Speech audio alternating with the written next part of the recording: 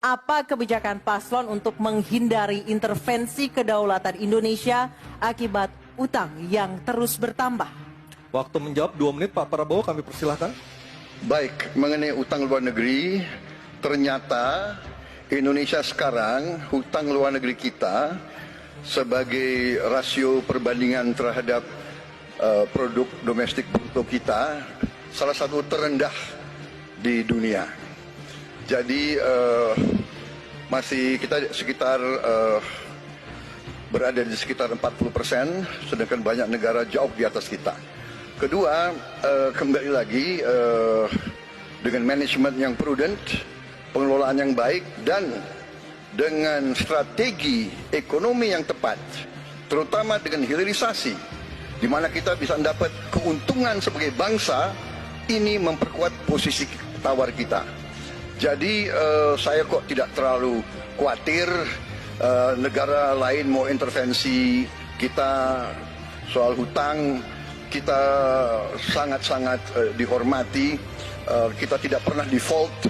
Saya keliling seluruh dunia, mereka sangat hormat dengan Indonesia. Kita tidak pernah gagal hutang, dan saya sangat optimis. Tapi kembali, kita harus punya kekuatan pertahanan yang kuat supaya tidak bisa diintervensi, tidak bisa digertak, tidak bisa diintimidasi. Hanya dengan kekuatan kita akan dihormati, dan kita akan amankan kekayaan kita, amankan ekonomi kita, amankan pembangunan kita menuju Indonesia makmur, Indonesia kaya. Terima kasih. Masih ada sisa waktu, Pak Prabowo? Ya, Mohon tenang. saya tegaskan kembali ya, bahwa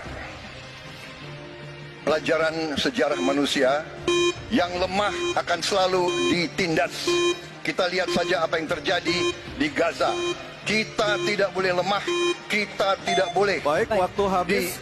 dilindas oleh bangsa lain. Pak Prabowo, kami persilahkan kepada calon presiden nomor urut 1, Bapak Anies Baswedan, untuk menanggapi jawaban dari capres nomor urut 2 dalam waktu.